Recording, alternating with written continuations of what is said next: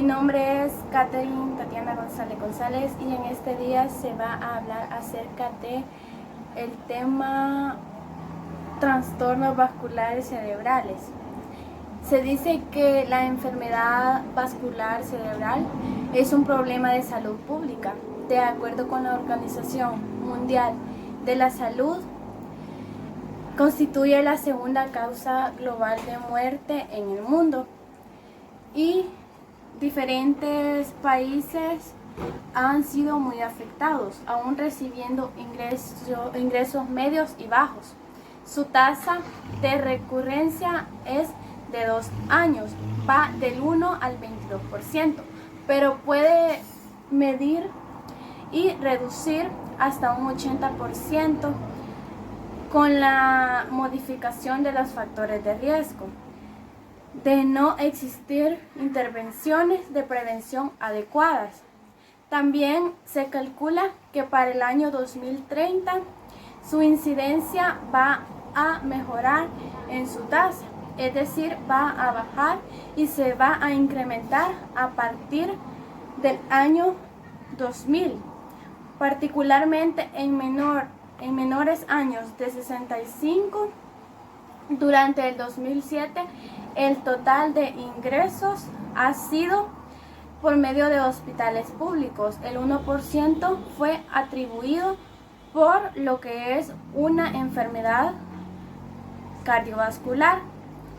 En el 2008, la tasa de mortalidad fue de 28.3 millones de personas. Más que todo son varones y personas mayores. Dale. En su definición, las enfermedades vasculares cerebrales son trastornos en los que el área del cerebro izquierdo y derecho afectan, principalmente en el encéfalo. Resulta una parte de reducción y en la aportación de sangre, como el oxígeno y glucosa, que interfieren el metabolismo cerebral, producidos fuertemente por una alteración neuropsicológica de la personalidad. Hay mayor incidencia de enfermedades entre los 65 años y varones de 30 años. Dice que existen diversas áreas en las que son cardiovasculares por medio del tabaco y la hipertensión, siendo así dos enfermedades muy importantes que han sido propensas a llegar hasta la muerte con las personas. Es la isquémica, que interrumpe el flujo cerebral, más que todo en el flujo sanguíneo, y el infarto cerebral. El flujo sanguíneo se interrumpe por obstrucciones causadas por una grasa. En la parte de ataque isquémico transitorio no existe un daño permanente. La propuesta actual para definir lo que es establece un tiempo de duración entre un síntoma no mayor de 60 minutos, lo que es la recuperación espontánea, y estudios de imagen, lo que es la resonancia magnética y la preferencia sin evidencia de muestras principales de subtipos y la frecuencia de cada uno de ellos. Los principales factores de riesgo son la hipertensión arterial, siendo así un factor muy importante, lo que acelera la aterogénesis, lo que es la degeneración de fibras musculares de las arterias. Multiplica el 3% de riesgo padecer accidentes vasculares cerebrales. También la diabetes mellitus incrementa el riesgo de padecer enfermedades vasculares cerebrales entre 2, 4 y 5 veces.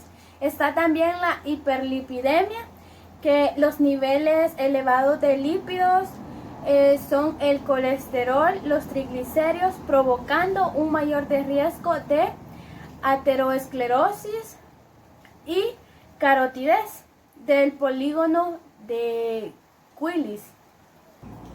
Es por ello que también están las enfermedades cardiovasculares, que constituyen el principal factor de embolia cerebral, aumentando un factor de riesgo de infarto embólico, especialmente en la estenosis mitral, la fibrilación articular y la miocardía, de donde es una pérdida dilatada de conocimiento, y es también el tabaquismo, donde incrementa el riesgo de padecer entre 1, 4 y 5 veces de aterogenosis, aumentando la fibrogenosis y la agresión plaquetaria, dando así como resultado el alcohol un problema de cantidades menores de 60 miligramos elevados al nivel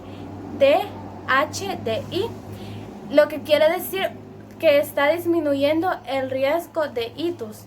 Mi nombre es Melissa y les voy a continuar hablando sobre el tema.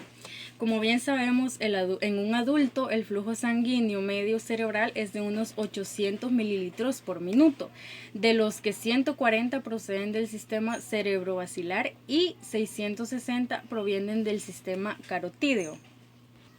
En términos relativos, el flujo sanguíneo aporta por término medio alrededor de 62 mililitros por minuto por cada 100 gramos de tejido neutral, lo que supone aproximadamente el 15% del flujo sanguíneo total del organismo. Les voy a hablar sobre la isquemia cerebral. La isquemia cerebral se produce por la disminución del aporte sanguíneo cerebral de forma total o de forma parcial, y esto se ve durante un periodo de tiempo variable. Los accidentes isquémicos reducen el oxígeno y la glucosa de una determinada zona cerebral, a lo cual también se le puede llamar área de infarto. Las consecuencias neurológicas y neuropsicológicas de la isquemia van a depender de su duración. En el sistema nervioso se puede producir por factores crónicos como la aterosclerosis o por trastornos agudos de tipo embólico. Después de un daño vascular agudo se presenta la disquiasis, que la disquiasis es un trastorno consciente de la disminución en la actividad funcional en territorios alejados al foco isquémico. También tenemos la isquemia cerebral global. La isquemia cerebral global se refiere a la disminución del flujo sanguíneo cerebral en todo el cerebro de manera simultánea, y esto se puede dar debido a una hipotensión arterial marcada, y esta afecta los hemisferios cerebrales de forma difusa. Voy a hablar también sobre la isquemia cerebral focal. La isquemia focal afecta a un área local del encéfalo si su duración es inferior a las 24 horas. Hablamos de un ataque isquémico transitorio, también conocido como AIT. Y si es superior, se denomina infarto cerebral. El ataque isquémico transitorio es un episodio breve de isquemia cerebral focal de comienzo brusco y se produce como consecuencia del déficit de aporte sanguíneo en el territorio irrigado por un sistema vascular cerebral. También tenemos 3 tipos de mecanismos de producción del infarto cerebral, que es muy importante tomarlos en cuenta, los cuales son los trombóticos, los embólicos y los hemodinámicos. Ahora les voy a explicar sobre qué es o a qué se refiere con la trombosis. La trombosis es la consecuencia de formación de placas ateromatosas en las paredes de los vasos sanguíneos. La trombosis suele ser el resultado de un proceso lento y progresivo de arteriosclerosis cerebral que causa el estrechamiento progresivo de los vasos sanguíneos hasta provocar escasez de riesgo sanguíneo. El infarto cerebral, determinado hemodinámicamente, se produce cuando la perfusión global cerebral está críticamente disminuida debido a una hipotensión arterial por parada cardíaca o shock, produciendo la disminución de la perfusión cerebral y como consecuencia una zona de isquemia o de infarto en las áreas de distribución de los vasos cerebrales importantes. Se suelen presentar en el área limítrofe entre dos territorios arteriales principales, los cuales serían especialmente entre la arteria cerebral media y la anterior, entre la arteria cerebral media y la posterior, y entre los territorios superficiales y profundos de la misma arteria. Hoy les voy a hablar sobre las principales características de los angiomas y de los aneurismas cerebrales. Los angiomas son malformaciones anteriovenosas y agrupaciones congénitas de vasos que pueden dar origen a cefalias, crisis epilépticas o problemas de sangrado. El conjunto de vasos tiene siempre lo que se conoce como nido angiomatoso, formado por unas capilares muy dilatadas por los que fluye la sangre. Y las aneurismas son dilataciones vasculares como consecuencia de defectos en la elasticidad del vaso. Generalmente se ubican en la bifurcación de los grandes vasos del polígono de Willis y en las zonas anteriores del cerebro. El 90% de los aneurismas son congénitos y en el 20% de los casos son múltiples. También tenemos las hemorragias subaracnoideas, subdurales y epidurales. Están causadas por la extravasación de sangre al espacio comprendido entre el cráneo y el parénquima cerebral. La causa más frecuente suele ser hipertensiva, traumática o por rotura de aneurismas arteriales. El cuadro clínico característico suele ser su comienzo súbito, la presencia de cefalia muy intensa con disminución de la conciencia y los vómitos.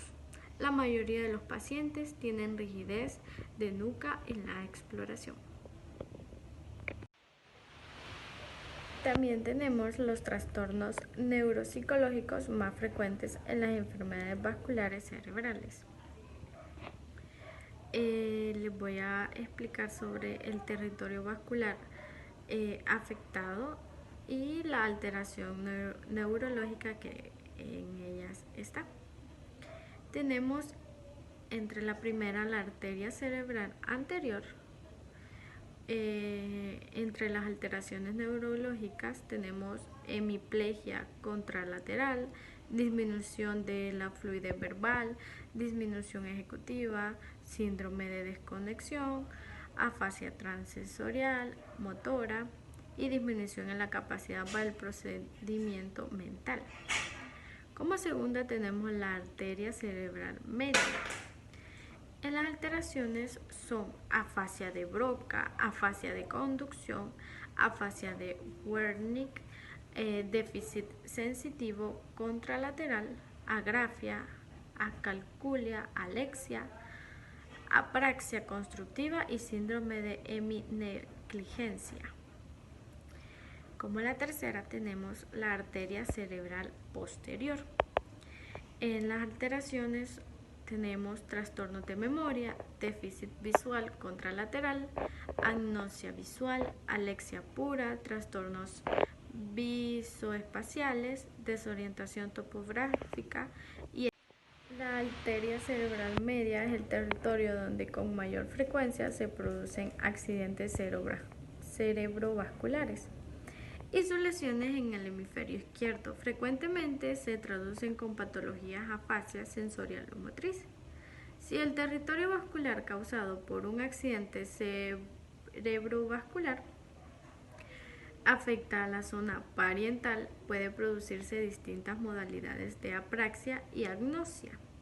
La lesión de la arteria cerebral posterior suele producir con mayor frecuencia trastornos visoperceptivos, ya que irriga el territorio occipital y el tercio posterior medial del hemisferio cerebral, por lo que Su oclusión frecuentemente producirá distintas formas de agnosia visual, junto con otros trastornos del lenguaje, cuando la lesión se produce en el territorio arterial posterior derecho en frecuente de la prosopoagnosia. Esto sería todo. Muchas gracias por su atención dada. Espero que les haya sido de mucha utilidad.